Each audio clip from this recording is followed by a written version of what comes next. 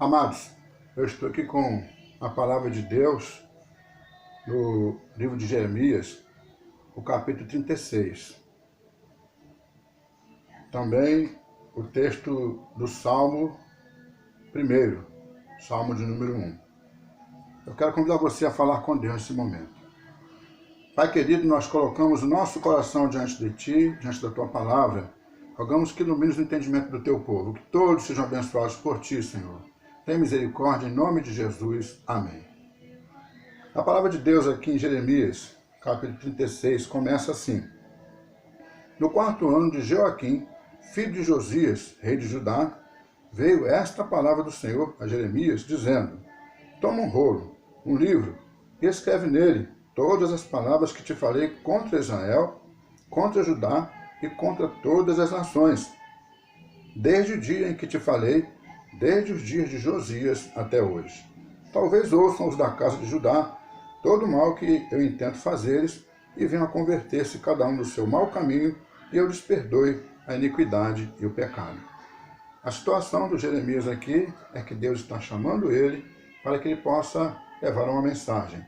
Essa mensagem deveria ser escrita e deveria ser levada para o rei de Judá. Ele chama seu fiel companheiro, o escrivão Baruque, dita as palavras para Baruque. Baruque escreve e apresenta aos príncipes de Judá.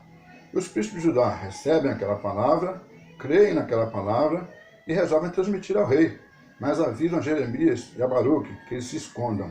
Eles acham que o rei não vai ouvir com bons ouvidos aquelas palavras. E é o que acontece. Quando o rei ouve aquela leitura, ele toma o livro das mãos de quem está lendo, corta o livro e o lança no fogo e o queima. Acontece então o que está no versículo 27 e 28. Então veio a Jeremias a palavra do Senhor, depois que o rei queimara o rolo com as palavras que Baruque escrevera, ditadas por Jeremias, dizendo: Deus disse agora outra vez a Jeremias: Toma outro rolo e escreve nele todas as palavras que estavam no original, que Joaquim, rei de Judá, queimou. Deus tinha uma mensagem para levar ao rei. O rei não queria ouvi-la. Deus tinha um mensageiro para levar esta mensagem. O rei queria parar esse mensageiro. O rei procurou Jeremias e Baruque, mas eles estavam escondidos. Por isso o rei não pôde fazer-lhes mal. E aí o Senhor chama Jeremias e fala: Vai lá e faz aquilo que eu te mandei fazer. E faz novamente, porque esta obra vai se realizar, independente da vontade do rei. Aqui no final deste capítulo, no versículo 32, diz assim: Tomou, pois, Jeremias outro rolo e o deu a Baruque, filho de Nerias, o escrivão, o qual escreveu nele, ditado por Jeremias, todas as palavras do livro que Joaquim, rei de Judá, queimara, e ainda se lhes acrescentaram muitas palavras semelhantes. Ou seja, não só o que já havia sido dito, mas outras coisas também foram ditas a mais, para que o rei tomasse conhecimento. Irmãos, o profeta Jeremias começou o seu ministério profético ainda muito jovem. A gente encontra lá no capítulo 1, ele preocupado, dizendo que não passava de uma criança. O seu ministério profético começou no tempo do rei Josias, que foi o último bom rei em Judá. Depois de Josias vieram seus filhos, que alternaram no trono, e todos foram maus, e não temeram ao Senhor, nem andaram nos seus caminhos. Aí depois veio o exílio. O nome Jeremias, a palavra, quer dizer o Senhor estabelece, ou seja, foi Deus quem estabeleceu Jeremias como seu profeta ali diante do seu povo. Jeremias começou o seu ministério lá por volta do ano 626 a.C. E ele, nesse trecho que nós acabamos de ler, está escrevendo a sua profecia.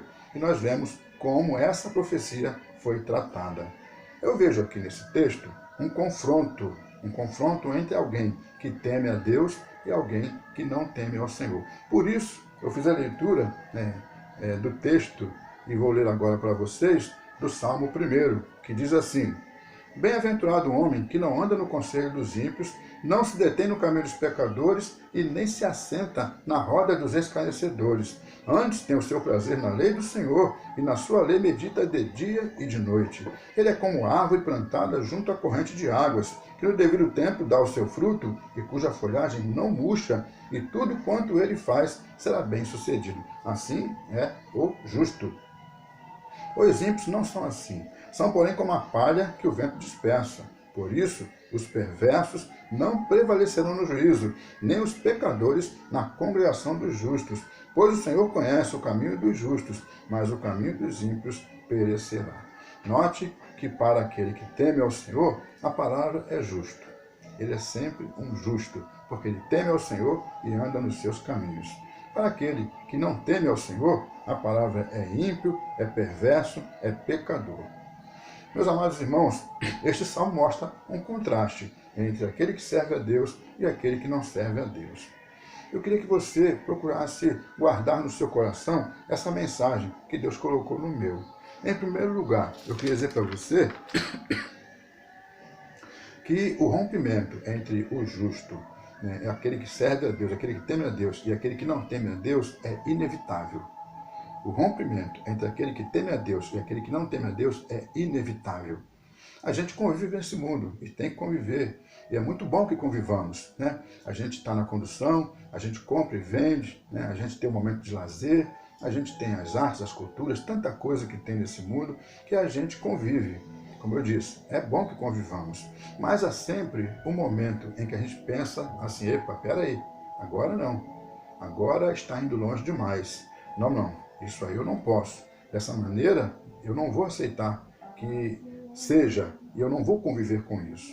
A palavra de Deus aqui no Salmo 1 diz que esse justo, esse homem que anda no caminho do Senhor, ele não anda no conselho dos ímpios, ele não se detém no caminho dos pecadores e ele nem se assenta à roda dos escarnecedores. Aquilo que os pecadores falam, aquilo que está prevalecendo no mundo por ser mundano, não cabe dentro dos ouvidos de um justo, aquilo que é prática daqueles que andam erroneamente, na imoralidade, e fazem e praticam a maldade, aquilo que é ruim, não cabe no coração e na vida de um servo do Senhor. E isso não é por obrigação, não. Diz a palavra de Deus aqui, é porque o justo tem o seu prazer na lei do Senhor. É essa lei, essa palavra que vai reger a vida daquele que foi alcançado pela graça de Deus.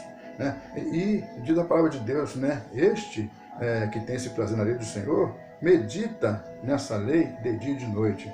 Não é só ter essa alegria de ter essa lei e de querer conhecer, querer, por gostar, mas é um prazer tão grande que a gente quer aprender, a gente quer assimilar, a gente pesquisa e medita nela, em todo o tempo que a gente pode. Um justo é assim. Por isso, o confronto e o rompimento entre um justo e um ímpio é inevitável. Por quê? Porque aquilo que é moral, que é digno para um justo, aquilo que um justo pensa, o caráter que um justo tem, um servo de Deus, uma serva de Deus, a maneira como eles veem a vida e como pensam que deve ser a vida, é contrária à maneira como aqueles que não têm Deus na sua vida pensam. E aí, existe essa coisa de romper-se, porque um justo que é justo, ele não vai negociar valores, ele vai permanecer naquilo que a palavra de Deus diz, ele vai ser fiel. E à medida que ele se mantém fiel, se aquele que não conhece a Deus, que não anda nos caminhos do Senhor, não se converter, o rompimento vai acontecer. Mas uma segunda coisa que eu queria dizer para você é que esse rompimento acontece não porque o servo de Deus queira mal aquele que não é servo de Deus, A gente não quer brigar com ninguém, não quer mal a ninguém. Não, pelo contrário, o testemunho de um justo, de um servo de Deus, é para o bem e nunca é para o mal. Às vezes, aquilo que a gente fala, aquilo que a gente prega e o testemunho que a gente dá não soa muito bem. A pessoa se sente constrangida.